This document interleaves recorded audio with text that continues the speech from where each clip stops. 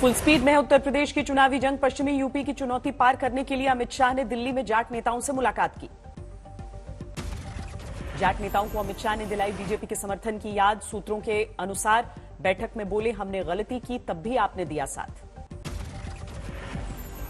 जाटों की बैठक में अमित शाह ने किया जयंत चौधरी का जिक्र। बोले, हम भी चाहते थे उनका साथ, लेकिन उन्होंने गलत रास्ता चुना। जाटों के साथ बैठक में अमित शाह ने गिनाई योगी सरकार के काम। पूछा, अखिलेश की सरकार लाओगे क्या? अमित शाह की बैठक के बाद बीजेपी का बड़ा दावा। परवेश वर्मा बोले, पहले भी दिया है और इस बार भी समर्थन देगी जाट समुदाय। के रूप में ये बैठक हुई है और सबने हाथ खड़ा करके गृह मंत्री जी को विश्वास दिलाया है कि इस बार भी सभी भारतीय जनता पार्टी को समर्थन देंगे। अमित शाह के सामने जाटों ने रखी अपनी समस्याएं। गन्ने के समर्थन मूल्य को लेकर चर्चा हुई। जाट समाज इस तरह से आज भारतीय जनता पार्टी को सपोर्ट करता है, वोट देता है। उनका प्रतिनिधित्व सरकार में हो, पूरी तरह से हो, प्रदेश में भी हो और देश की सरकार में भी हो। ये मुख्य मुद्दे थे जाट समाज के। दिल्ली में परवेश वर्मा के घर पर हुई जाटों के साथ अमित शाह की बैठक। संजीव बालियान और धर्मेंद्र प्रधान भी मौजूद रहे। कल मथुरा द्वारे पर जाएंगे अमित शाह। ग्रेटर नोएडा, दादरी में जनसंपर्क अभियान के जरिए करेंगे प्रचार। गणतंत्र दिवस पर समाजवादी पार्टी के अध्यक्ष अखिलेश यादव ने जनता के नाम चिट्ठी लिखी। योगी सरकार को निर्दयी बताया। अखिलेश के सहयोगी ओम प्रकाश राजभर का नया दावा। बोले, संपर्क में है बीजेपी के कई मंत्री, सीट का इंतजार कर रहे हैं। कुछ मंत्री हैं जो कह रहे हैं कि कहीं दाव अगर बैठ जाए तो बैठा दीजिए, भाजपा जा रही है। केंद्रीय गृह राज्य मंत्री अजय मिश्र टेनी ने लखीमपुर में प्रत्याशी के कार्यालय का उद्घाटन किया। बोले, यूपी में बनेगी बीजेपी सरकार। बीजेपी में शामिल होने के बाद आरपीएन सिंह पर कांग्रेस का हमला। अजय लल्लू बोले, गरीब के बेटे के प्रदेश कांग्रेस अध्यक्ष बनने से दिक्कत थी। आरपीएन सिंह को लेकर धनबाद में विरोध प्रदर्शन। कांग्रेस कार्यकर्ताओं ने तस्वीर पर पोती कालिख। कल से पंजाब चुनाव में प्रचार शुरू कर रहे हैं राहुल गांधी। 117 उम्मीदवारों के साथ हरमंदिर साहिब के लंगर में हिस्सा लेंगे। पंजाब के कांग्रेस उम्मीदवारों के साथ अमृतसर के दुर्गियाना मंदिर भी जाएंगे राहुल गांधी। जलंधर के लोगों के लिए वर्चुअल रैली की। अमृतसर से नवजोत सिंह सिद्धू के खिलाफ चुनाव लड़ेंगे अकाली दल के नेता विक्रम मजीठिया। बोले, मैं कभी नहीं था फरार। देश के सबसे बुजुर्ग उम्मीदवार होंगे 95 साल के प्रकाश सिंह बादल। मुक्तसर से चुनाव लड़ेंगे। चुनावी गहमागहमी के बीच स्वर्ण मंदिर पहुंचे सुखबीर बादल। पत्नी हरसिमरत कौर बादल के साथ मत्था टेका। रेलवे भर्ती बोर्ड की एनटीपीसी परीक्षा में धांधली को लेकर जारी है जबरदस्त बवाल। लगातार तीसरे दिन एक के बाद एक कई शहरों में हंगामा। विरोध प्रदर्शन के नाम पर हिंसक हुए रेलवे परीक्षार्थी। परीक्षाओं पर रोक के बावजूद गया में फिर फूंकी गई बोगियां। गया में आउट ऑफ कंट्रोल हुए विरोध कर रहे छात्र। प्लेटफॉर्म पर खड़ी ट्रेन पर किया पथराव। पुलिस पर भी पत्थर चलाए।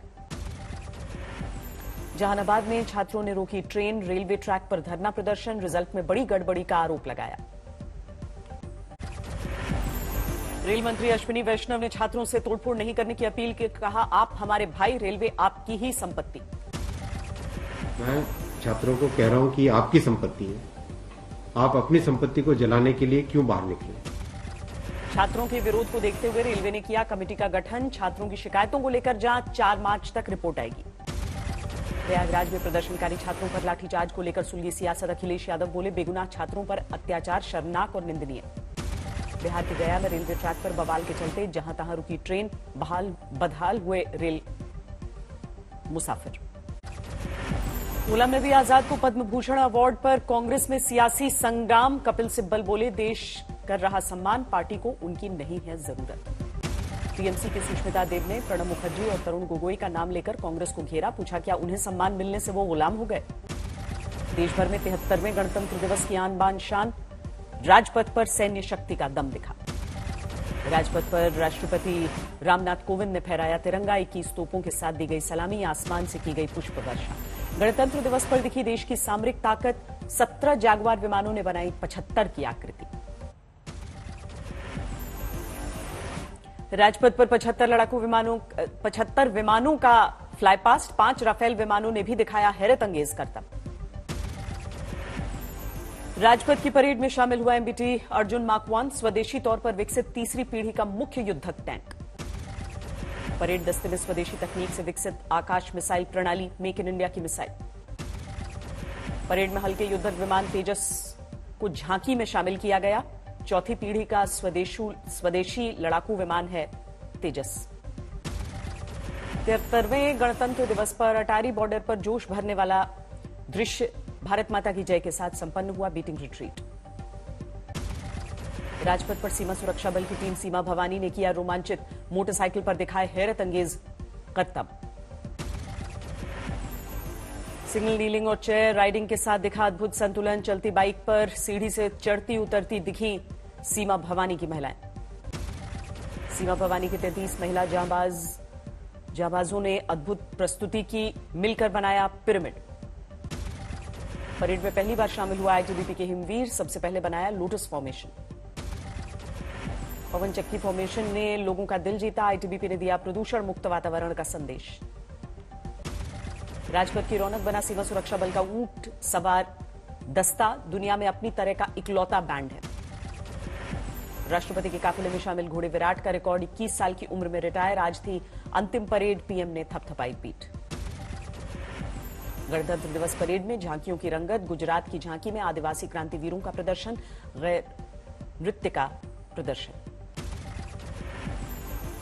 वैष्णो देवी के साथ कई मंदिरों में के साथ सजी थी जम्मू कश्मीर की झांकी। चनाब पर बना रेलवे का सबसे ऊंचा पुल खास आकर्षण। उत्तर प्रदेश की झांकी में काशी कॉरिडोर के विकास को दिखाया गया, शिल्पकार और बुनकरों के योगदान की झलक। उत्तराखंड में आईटीबीपी के जवानों की जांबाजी, 14,000 फीट की ऊंचाई पर 0 से 30 डिग्री नीचे तापमान में तिरंगा लहराया। हिमाचल प्रदेश में भी हिमवीरों ने दिखाया हौसला, 16,000 फीट की ऊंचाई पर झंडे को सलामी दी। लद्दाख में आईटीबीपी के प्रहरी 0 से 40 डिग्री नीचे तापमान में तैनात, 17,500 फीट की ऊंचाई पर तिरंगा फहराया। एलओसी पर बीएसएफ जवानों ने मनाया गणतंत्र दिवस, सरहद की सुरक्षा का संकल्प लिया। अटारी बॉर्डर पर गणतंत्र दिवस का उत्साह, पाकिस्तान के सैनिकों को मिठाई दी। दिल्ली में लोकसभा स्पीकर ओम बिरला ने मनाया गणतंत्र दिवस, अपने आवास पर तिरंगा लहराया। बीजेपी मुख्यालय में मनाया गया गणतंत्र दिवस, पार्टी अध्यक्ष जेपी नड्डा ने ध्वजारोहण किया। रक्षा मंत्री राजनाथ सिंह ने भी अपने घर में गणतंत्र दिवस मनाया, तिरंगे को सलामी दी। केंद्रीय मंत्री नितिन गडकरी के घर में मनाया गणतंत्र उत्सव, झंडा फहराकर मिठाइयां बांटी। लखनऊ में सीएम योगी ने अपने आवास पर तिरंगे को सलामी दी, जनता को दी गणतंत्र दिवस पर बधाई। विदेशों में भी मना गणतंत्र दिवस, दक्षिण कोरिया में पारंपरिक ऑर्केस्ट्रा का आयोजन। न्यूजीलैंड के भारतीय उच्चायोग में गणतंत्र दिवस का आयोजन, उच्चायुक्त मुक्तेश परदेशी ने लॉन्च किया हैंडबुक। देश भर में गणतंत्र दिवस समारोह का जश्न, मेरठ का ओघरनाथ मंदिर तिरंगे के रंग में रंगा। प्रयागराज के माघ मेले में साधु संतों ने मनाया गणतंत्र दिवस, कल्पवासी भी शामिल। उत्तराखंड की माना घाटी में गूंजे देशभक्ति के गीत, जवानों ने गणतंत्र दिवस मनाया। जम्मू कश्मीर के अनंतनाग में मनाया गया गणतंत्र दिवस समारोह, स्कूली छात्रों ने बैंड पर बजाए देशभक्ति के धुन। दिल्ली के सैदुल आदाब पर्यावरण कॉम्प्लेक्स के शहीद भगत सिंह पार्क में गणतंत्र दिवस का आयोजन, वरिष्ठ नागरिकों ने झंडोत्तोलन किया। राजपथ पर गणतंत्र दिवस कार्यक्रम में फ्यूजन सांस्कृतिक कार्यक्रम का आयोजन, कमल वंदना शैक्षणिक संस्थाओं के बच्चों ने बढ़ाया गौरव। देश में कम हो रहे हैं कोरोना के मामले, एक दिन में सामने आए 2,85,000 नए केस, संक्रमण दर 16% के करीब। दिल्ली में 24 घंटे में 7,498 नए मरीज, 10.59% पर पहुंचा संक्रमण दर, एक दिन में 29 लोगों की मृत्यु। जबलपुर में गणतंत्र दिवस कार्यक्रम के दौरान गिरा ड्रोन, 2 लोग घायल। महाराष्ट्र के उल्हासनगर में कारोबारी पर जानलेवा हमला, एक दिन में 6 दुकानों में डकैती। कानपुर में चेकिंग के दौरान पुलिस को बड़ी कामयाबी, कार से बरामद हुए 9.5 लाख रुपए। नासिक में प्राइवेट गाड़ी में चिकित्सा अधिकारी का शव मिलने से हड़कंप, हत्या या हादसे में उलझी पुलिस। मुंबई के बांद्रा में 4 मंजिला इमारत धाराशायी, मलबे में 5 से 6 लोगों के फंसे होने की खबर। रायबरेली में जहरीली शराब मिली, 7 लोगों की जान, 30 से ज्यादा लोग अस्पताल में भर्ती। उड़ीसा के मलकानगिरी में बीएसएफ ने लॉन्च किया बोट एम्बुलेंस, नक्सल प्रभावित इलाकों के लिए खास सुविधा। पिता बने पूर्व क्रिकेटर युवराज सिंह, पत्नी हेजल कीच ने बेटे को दिया जन्म, प्रशंसकों से प्राइवेसी का सम्मान करने की अपील की। उत्तराखंड में चक्राता के ऊंचे इलाकों में बर्फबारी से फंस गए सैलानी, प्रशासन ने रेस्क्यू किया। दिल्ली में जारी है शीतलहरी का सितम, 5 डिग्री के करीब पहुंचा न्यूनतम तापमान। अगले 4 दिनों तक पश्चिमोत्तर और मध्य भारत में जारी रहेगी शीतलहरी। मौसम विभाग के अनुसार सर्दी का कसेगा शिकंजा। जम्मू कश्मीर के डोडा में जबरदस्त बर्फबारी, रास्तों से बर्फ हटाने का काम जारी। जम्मू श्रीनगर हाईवे पर लैंडस्लाइड की वजह से रुका ट्रैफिक, रास्ता खोलने की कोशिशें। हिमाचल में बारिश और बर्फबारी का दौर रुक रुक कर जारी, शिमला में फिर से गिरी बर्फ। हिमाचल प्रदेश के मंडी में बर्फ से बने इग्लू और स्नोमैन, पर्यटकों की मस्ती। पहाड़ों पर फिर बर्फबारी का अनुमान, मौसम विभाग के अनुसार 29 और 30 जनवरी को होगी बर्फ की बरसात। इलाके में कड़ाके की ठंड, 0 के करीब पहुंचा तापमान।